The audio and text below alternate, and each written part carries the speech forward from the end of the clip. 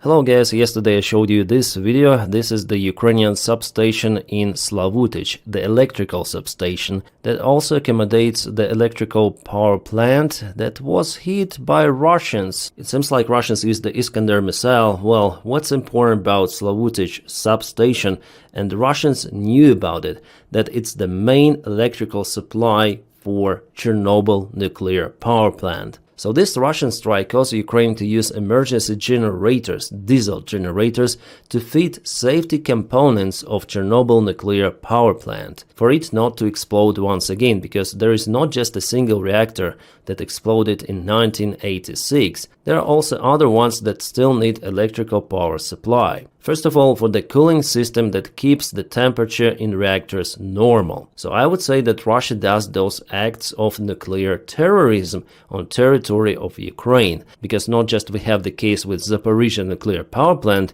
which is also an emergency electrical supply, but there is the case with Chernobyl too. Two big nuclear stations in Europe are under emergency conditions, and all of that is planned by Russia because they use the situation as their argument to push Europe. You see, what can we do? We are so crazy that we can cut electrical supply for Chernobyl. We don't care about nuclear fallout that might go even to Russia, Belarus. No, you need to follow our demands in Ukraine, stop supplying weapons, agree on Russian demands about NATO, and so on. This is the act of terror by Russia. And about Zaporizhzhia nuclear power station, it was confirmed by Ukrainian officials that definitely Russia is working to connect one more reactor to the line, which might feed even the Russian Federation. Well, Russian officials already say that it's all hoax, but we have the satellite evidence of Russians working in the substation of this nuclear power plant. They're definitely connecting the line which is going from Mariupol, but Russians hesitate to confirm it. They say that the main electrical shutdown was caused by Ukraine. How? Because there was no shelling registered even on satellite images. Well, no one tells how it is possible. Maybe just Russia knows that stuff, but they definitely play with fire. And knowing the competence of the Russian institutions in general, I would not trust them to get even 1 mile close to the station. There was the press conference of Putin in Valdai today where he threatened openly to attack Ukrainian nuclear facilities. Let's watch this video with subtitles created by the Times of Ukraine. Yeah, we have those jumping subtitles, so he says it's a dangerous game and people on the other side should also understand if they play with this so dangerously. They have nuclear power, power plants on their side.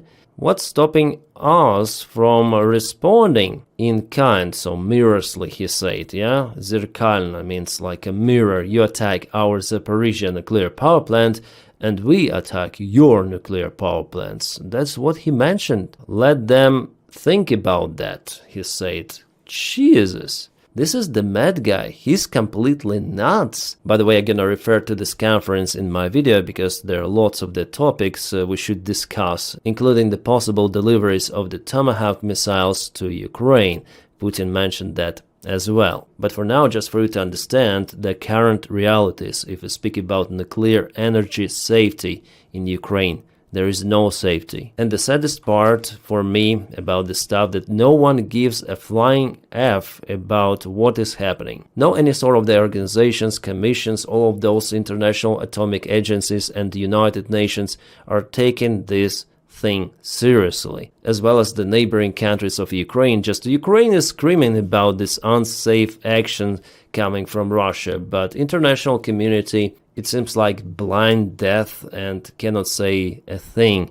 Why? Well, because we live in this timeline, guys. It is not good. Those international organizations are just useless. They cannot sustain even themselves. So now we are back in the age of the power. Who has the power, who is capable to terrorize someone, wins the bank like Russian dictator thinks. But it's not that easy for him after all. Забыли русский штык и снег, погребший славу их в пустыне.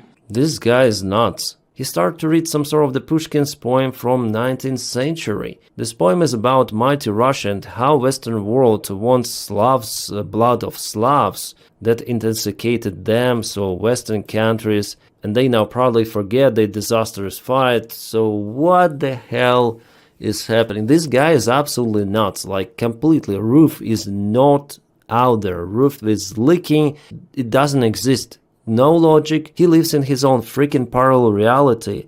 For him, this war should continue. There is no any sign for this war to stop, unfortunately. At least while we have Russian regime in power. Not just Putin, no. There are other people around him, very close people, who think absolutely the same stuff. And then people tell, okay, if Putin passes away, there could be the end of war. I'm not sure, guys. The war in Afghanistan, I mean Soviet Union war in Afghanistan, it shows that it could not be like that. There were 3 of the leaders who changed in the Soviet Union for the long 10 years of that war, but still the war continued. Every death of the Soviet leader didn't change a thing. So here, this system that is built in Russia, FSB corrupt oligarch system, it may only function under the current state. And the current state in Russia is the state of war.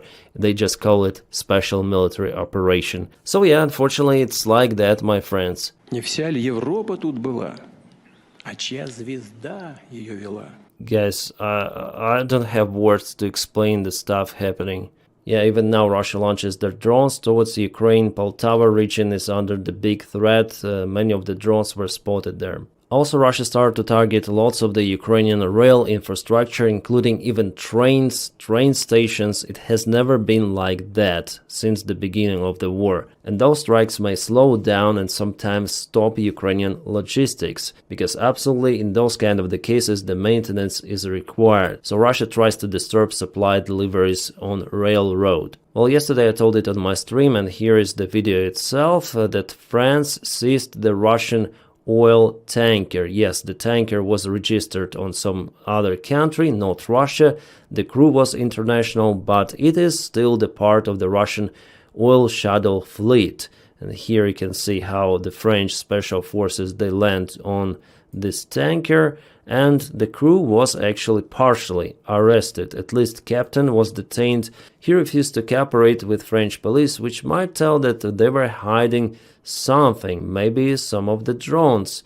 Allegedly, drones which were spotted recently in Denmark, Norway, Germany were launched from this oil tanker, as media reports. But we'll see, yeah? Russia definitely may use those tankers for escalations and provocations. By the way, today at his conference, Putin said that nothing of that was on board of that ship and that it was illegally detained, and there were just some sort of the kids who were flying some of the drones over airfields in Europe. Yeah, just a standard Putin's bullshit. It is not us, it is not our army, those are just green men in Crimea, some sort of the volunteers. Putin always lies. And then Putin said today that Russia will not attack NATO, it is just hoax coming from the European politicians. And honestly, I just want to say calm down, just get sleep, get a good night's sleep. It means totally opposite, because the same words he said relative to Ukraine. Russia doesn't need any sort of the Ukrainian territories, we are not occupiers, but now we see that Russians put Ukrainian territories into the Russian constitution,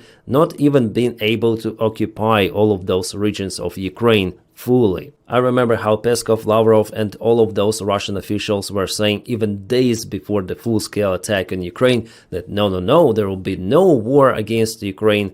But it happened, so never trust Putin, never trust Russians. And by the way, Russia is really concerned about the possible delivery of the Tomahawk missiles to Ukraine. Today, Peskov stated that no, it's not a good step from the United States, which potentially could be conducted. Well, still I put low chance for it to happen, knowing Taco. But Putin himself also mentioned it today during Valdai conference. He stated that Russian air defense will be modernized to shut down Tomahawk cruise missiles, and he says that Russia will handle those.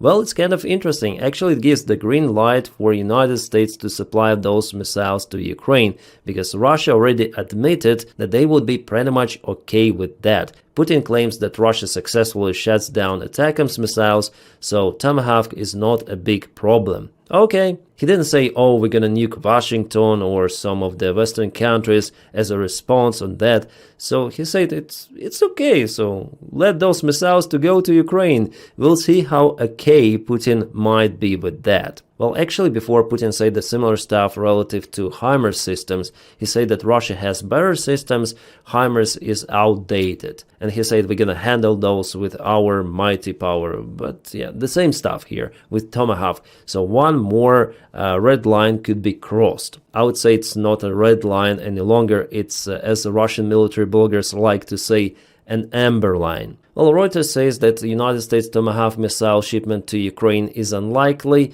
I also agree with that. I don't believe that Donald Trump administration may do this step. I would be really surprised if it happens. I don't think it will happen like that. But the Wall Street Journal says that the United States to provide Ukraine with intelligence for missile strikes deep inside Russia. Awesome news. If it is true, of course. I guess they have their own sources in the White House administration, and Marco Rubio is the guy who is propelling this stuff to support Ukraine in one or other way. By the way, some part of this video I shared on my Telegram channel. There is the comparison of Tomahawk missile, Flamingo, and how they potentially could operate behind the front lines. So yeah, the link for my Telegram is in the video description below. I also get some questions about the Kerch Bridge. Why is it still out there? Why Ukraine is not kaputting it? I think our partners are not interested into cutting it because they're afraid to escalate. But after all, I think Ukraine will cut it completely. There will be the day. While Ukraine is preparing a major offensive on Crimea, according to Sky News. Yeah, Sky News is not like the best media out there to trust,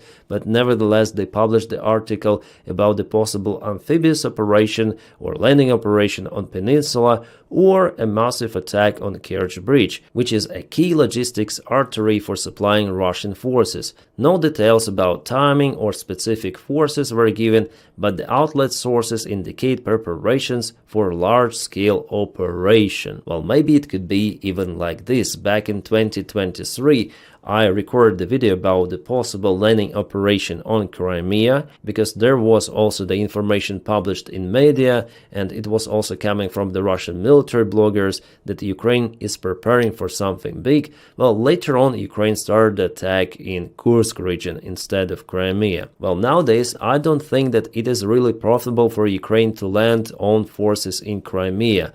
I think it is more profitable to really perform the Kerch Bridge operation. And we see the signs that probably Ukraine is getting ready to it, because Ukraine hits Russian air defense systems with the help of the drones, also Russian raiders located in peninsula, Russian surveillance airplanes, and lots of the other infrastructure. So I guess that the Kerch Bridge fire situation is just imminent. It's the question of time. Plus, Ukraine obtained the long-range tools like, for example, Neptune missiles or Flamingo. Maybe Ukraine is gathering resources for the major strike. It could be like that. Alright, just now we have the info about the kaboom happened in Azov factory. This factory, it is located in Primorsky Krai, 1,000 miles, standard miles away from Ukrainian border. Azot Uralhim was hit by Ukrainian drones. This factory ceased its operation. It is crucial for the Russian chemical productions, for the fuel components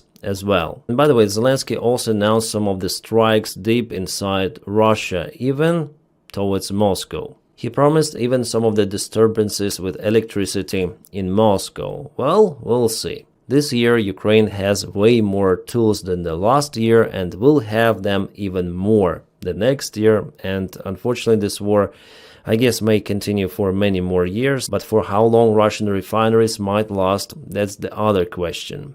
Oh guys, great news, there was the major exchange of Ukrainian and Russian prisoners of war. 185 Ukrainian soldiers returned back from the Russian prisons. Awesome. And guys, please check out more videos on this channel where I filmed the updates about the situation on the front lines. We have some of the awesome news coming. Russians were trapped in Pokrovsk direction. I mean, completely trapped. In at least 2 of the locations, it has already been confirmed. And follow me on Patreon, because that is how you support my job for me to film videos daily. or you may join the membership of this YouTube channel. Thank you so much, guys, for supporting me. And now I wish you all a peaceful sky wherever you are, and have a great time.